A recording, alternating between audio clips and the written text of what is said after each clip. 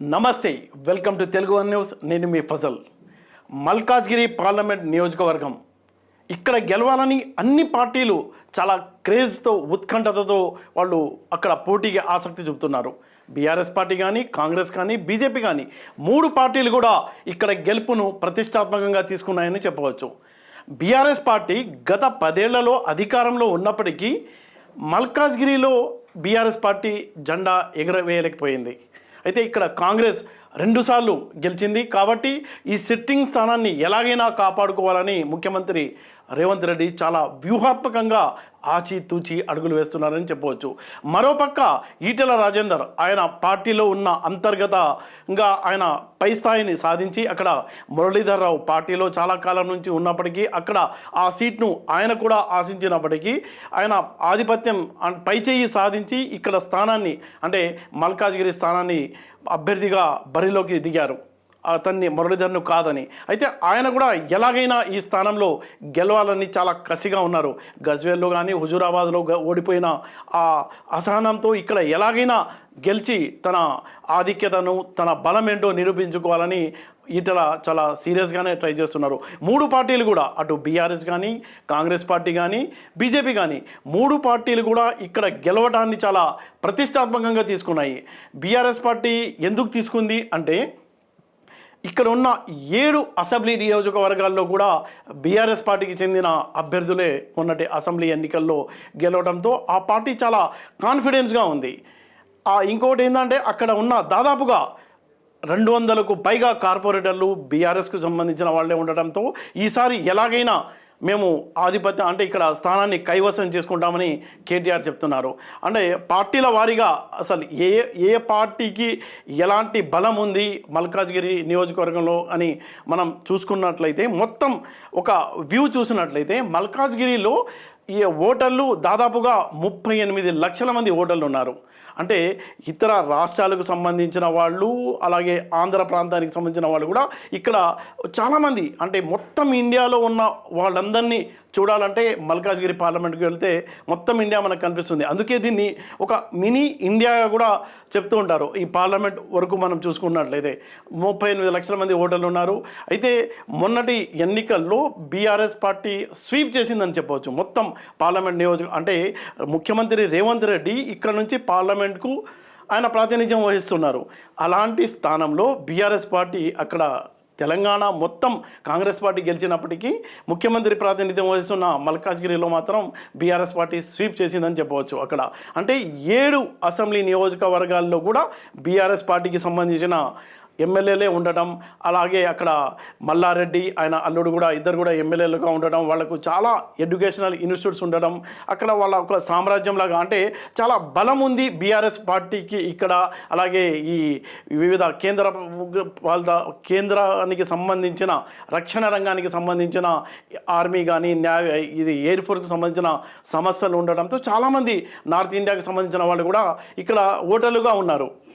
ఈ నేపథ్యంలో అంటే ఎమ్మెల్యేలు మా పార్టీకి సంబంధించిన వాళ్ళు ఉన్నారు, అలాగే కార్పొరేటర్లు మాకు సంబంధించిన వాళ్ళు ఉన్నారు, నాన్ లోకల్ కూడా ఉన్నారు. కాబట్టి ఈసారి మేము ఎలాగైనా గెలుస్తామని కేసీఆర్ చాలా ధీమాగా ప్రచారం చేసుకుంటున్నారు. ఆయన ఇంకొక ఆసక్తికరమైన విషయం ఏంటంటే కేటీఆర్ చెప్పేది 10 ఏళ్ల నిజానికి అంటే తమ పాలనలో తాము చేసిన నిజాలు అని చెప్తున్నారు, కంపేర్ చేస్తున్నారు. 10 ఏళ్ల నిజానికి 100 రోజుల అబద్ధానికి అలాగే 10 ఏళ్ల బీజేపీ విధ్వంసకర పాలనకు మధ్య జరుగుతున్న పోరు మల్కాజ్గిరిలో జరుగుతుంది. కాబట్టి మల్కాజ్గిరి ఓటర్లు తమ పార్టీకి సంబంధించిన రాగిడి లక్ష్మారెడ్డికి గెలిపించాలని కేటీఆర్ చెప్తున్నారు. ఇప్పుడు ఈ లక్ష్మారెడ్డి గారు అంత గతంలో కాంగ్రెస్ పార్టీలో ఉండేవాళ్ళు. కాంగ్రెస్ పార్టీ నుంచి ఆయన బీఆర్ఎస్ తీర్థం పుచ్చుకొని బీఆర్ఎస్ పార్టీ తరఫున ఆయన ఎంపీగా ఎన్నికల బరిలో ఉన్నారు. అయితే ఇంకొక ప్రచారం ఏం చేస్తున్నారంటే కేటీఆర్ ఈటెల కానీ కాంగ్రెస్ పార్టీకి సంబంధించిన పట్నం సునీత మహేందర్ రెడ్డికి కానీ ఇంగ్లీష్ భాష కానీ అలాగే హిందీ భాష కానీ రాదు. వాళ్ళిద్దరూ ఇక్కడకు సంబంధించిన సమస్యల్ని పార్లమెంట్లో ఏ భాషలో ప్రస్తావిస్తారంటూ వెటకారంగా ఆయన తన ప్రచారం కొనసాగిస్తున్నారు.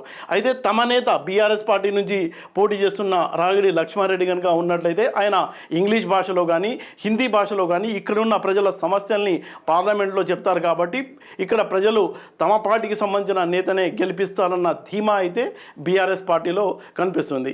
ఇక మనం కాంగ్రెస్ పార్టీకి సంబంధించి చూసినట్లయితే బీఆర్ఎస్ పార్టీ నుంచి కాంగ్రెస్ పార్టీలోకి వచ్చిన పట్నం సునీత మహేందర్ రెడ్డి ఇక్కడ నుంచి ఆమె పోటీ చేస్తున్నారు.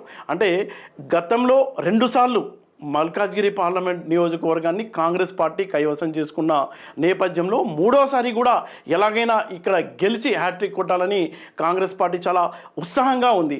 అంతేకాదు ముఖ్యమంత్రి గతంలో ప్రాతినిధ్యం వహించిన సీటు కాబట్టి ఇక్కడ గెలవటం అనేది రేవంత్ రెడ్డికి చాలా ప్రతిష్టాత్మకంగా మారిందని కూడా చెప్పవచ్చు. అందుకే ఆయన చాలా వ్యూహాత్మకంగా ఆచితూచి అడుగులు వేస్తూ ఎలాగైనా ఈ మల్కాజ్గిరి పార్లమెంట్ని కైవసం చేసుకోవడానికి ముఖ్యమంత్రి చాలా వ్యూహాత్మకంగా వెళ్తున్నారని చెప్పవచ్చు. అందులో భాగంగా సీనియర్ మంత్రి తుమ్మల నాగేశ్వరరావును ఇన్ఛార్జిగా పెట్టారు. అక్కడ ఇన్ఛార్జ్గా తుమ్మల నాగేశ్వరరావుని పెట్టడంలో చాలా టెక్నికల్గా చాలా రీజన్ ఉంది. అక్కడ దేనికంటే ఆంధ్ర ప్రాంతానికి సంబంధించిన ఓటర్లు చాలామంది ఉన్నారు అక్కడ. అంటే గెలుపు ఓటమిలను ప్రభావితం చేసే సంఖ్యలో ఉన్నారని మనం చెప్పుకోవచ్చు.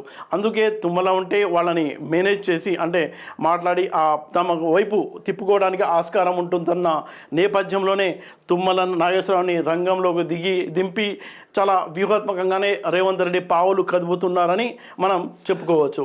అలాగే ఎలాగైనా అంటే ఈ స్థానాన్ని దక్కించుకోవడానికి చాలా వ్యూహాత్మకంగా ఎక్కడా కాంప్రమైజ్ కాకుండా మొత్తం అంటే ఒక్క అసెంబ్లీ స్థానం కూడా గెలవకపోవడం కాంగ్రెస్ పార్టీకి కొంత మైనస్గా ఉన్నప్పటికీ గెలిపే లక్ష్యంగా చాలామందిని పార్టీలోకి చేర్చుకుంటూ వాళ్ళు ఒక వ్యూహాత్మకంగానే వెళ్తున్నట్టు కనిపిస్తుంది. ఇక బీజేపీ విషయానికి వస్తే ఈటెల రాజేందర్ మొదటి స్టేజ్లోనే ఆయన సీటు దక్కుతుందా లేదా అన్న మీమాంస నుంచి అక్కడ పార్టీలో ఇంటర్నల్గా ఉన్న మొత్తం సభ్యుల్ని అధిగమించి సీట్ అయితే తెచ్చుకోగలిగారు. అలాగే ప్రధానమంత్రి మోడీ కూడా వచ్చి ఆల్రెడీ అక్కడ రోడ్ షో కూడా నిర్వహించడం జరిగింది.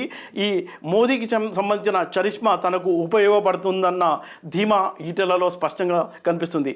మనం చూసుకున్నట్లయితే ఈ మల్కాజ్గిరి నియోజకవర్గంలో కీలకమైన ఓటర్లు ఇద్దరుగా చెప్పవచ్చు. ఒకటి ఆంధ్ర ప్రాంతానికి సంబంధించిన ఓటర్లు ఒకళ్ళు కాగా ఇంకొకటి నార్త్ ఇండియాకి సంబంధించిన ఓటర్లు. నార్త్ ఇండియాకి సంబంధించిన ఓటర్లు అంటే చాలా ఈజీగా వాళ్ళంతా బీజేపీ వైపే మొగ్గుతారు కాబట్టి అది తనకు ప్లస్ అవుతుందని ఈటెల చాలా ధీమాగా ఉన్నారు. అయితే మొన్నటి అసెంబ్లీ ఎన్నికల్లో ఈ బీసీ నినాదం ఇచ్చింది కూడా బీజేపీ తరఫున ఈటెలే కాబట్టి అక్కడ మోడీ దగ్గర అమిత్ షా దగ్గర ఆయనకు ఒక మంచి ఇమేజ్ ఉంది. ఆ ఇమేజ్తో ఎందుకుంది అని చెప్పడానికి తెలంగాణ రాష్ట్రంలో 15% ఓట్లు సాధించి 8 సీట్లు గెలవడం, అలాగే ఈటెల ప్రచారం చేసిన ప్రాంతాల్లోనే బీజేపీ గెలవడం, వాళ్ళ ఎక్కువ ఓట్లు రావడం అనేది కూడా ఈటెలకు కొంత ప్లస్ అయింది. కొంత ఏంటంటే చాలా మ్యాక్సిమం ప్లస్ అయింది. మరోసారి అంటే 3వసారి బీజేపీ ప్రభుత్వం అధికారంలోకి వస్తే ఈటెల తప్పకుండా ఆయన మంత్రి అవుతారన్న ప్రచారం కూడా జరుగుతున్న నేపథ్యంలో అక్కడున్న నార్త్ ఇండియాకు సంబంధించిన ఓటరు, అలాగే ఆంధ్రాలో మనం చూసుకున్నట్లయితే టీడీపీ కూటమి బీజేపీ జనసేన అలాగే టీడీపీ జనసేన బీజేపీ ఒక కూటమిగా ఏర్పడ్డారు కాబట్టి ఆ ఓట్లు కూడా తనకే ప్లస్ అవుతాయని ఈటెల చాలా ధీమాగా ఉన్నారు. అంటే బీజేపీ ఓట్లు, అక్కడ ఉన్న జనసేన ఓట్లు, ఆంధ్ర ప్రాంతానికి సంబంధించిన ఓట్లన్నీ తనకే పడతాయన్న ధీమా కూడా బీజేపీకి సంబంధించిన అభ్యర్థి ఈటెలలో స్పష్టంగా కనిపిస్తుంది. అలాగే హైదరాబాద్ నగరంలో మనం చూసుకున్నట్లయితే హైదరాబాద్ నగరంలో కానీ చుట్టుపక్కల ప్రాంతాల్లో కానీ అంటే సబర్బన్ ఏరియాలో కానీ ఈ హిందుత్వ యొక్క ప్రభావం చాలా గట్టిగా ఉంటుంది. ఆ ఓటర్ శాతం ఎక్కువగానే ఉంటుంది. అది కూడా తనకు ప్లస్ అవుతుందన్న ధీమా అయితే ఈటెలలో స్పష్టంగా కనిపిస్తుంది. అయితే 3 పార్టీలు కూడా ఒక పక్క ఏమో కాంగ్రెస్ పార్టీ హ్యాట్రిక్ కొట్టాలని తనకు సంబంధించిన సీట్ కాబట్టి దాన్ని ప్రతిష్టాత్మకంగా తీసుకుని ముఖ్యమంత్రి రేవంత్ రెడ్డి చాలా వ్యూహాత్మకంగా ఎక్కడా తగ్గకుండా ప్రతి రోజుకు వ్యూహాలు మార్చుకుంటూ గెలిపే లక్ష్యంగా ఆయన దూసుకుపోతుంటే బీఆర్ఎస్ పార్టీలో అసెంబ్లీ అప్పుడున్న సీను ఇప్పుడు అంతగా కనిపించడం లేదు. వాళ్ళు ఎంత చెప్పుకున్నప్పటికీ నంబర్ కనిపిస్తుంది. అక్కడ 7 ఎమ్మెల్యేలు బీఆర్ఎస్ పార్టీకి సంబంధించిన వాళ్ళు ఉన్నప్పటికీ, అలాగే 200కు పైగా కార్పొరేటర్లు ఉన్నప్పటికీ అవి చెప్పుకోవడానికి అంటే ఇప్పుడు సీన్ మారిపోయింది. సీన్ ఎలా అయిపోయింది ఇప్పుడు టోటల్గా చూసుకున్నట్లయితే కాంగ్రెస్ వర్సెస్ బీజేపీ లాగా మారింది. అయితే ఇక్కడ ఓటర్కు ఒకే లక్ష్యం, ఎవరికి వేయాలి, బీజేపీకా లేదా కాంగ్రెస్కు అన్నట్టు, అంటే ముఖాముఖి పోటీనే మల్కాజ్గిరిలో జరగబోతుంది. కాబట్టి మోడీ చరిష్మా ఉంది కాబట్టి తాను గెలుస్తానని ఈటెల చాలా ధీమాగా వ్యక్తం చేస్తుంటే, కాంగ్రెస్కు సంబంధించిన అభ్యర్థి అంటే ఆమె పట్నం సునీత మహేందర్ రెడ్డి చేవెళ్ళ ప్రాంతం నుంచి ఇటుపక్క రావడం, ఈ ప్రాంతం అంతా అంటే గతంలో ఆమె జిల్లా జెడ్పీ చైర్మన్గా పనిచేసినప్పటికీ అంటే ఇది పట్టణ ప్రాంతం కొంత ఉండడం, అటుపక్క రూరల్ ప్రాంతంలో ఆమెకు మంచి హవా ఉంది. చేవెళ్ళ కాదని ఇక్కడికి రావడం, కొత్త అభ్యర్థి కావడం గెలుపుపై ఎలాంటి ప్రభావం చూపుతుంది అన్న ఉత్కంఠత అయితే స్థానిక ఓటర్లలో నెలకొందని మనం చెప్పవచ్చు.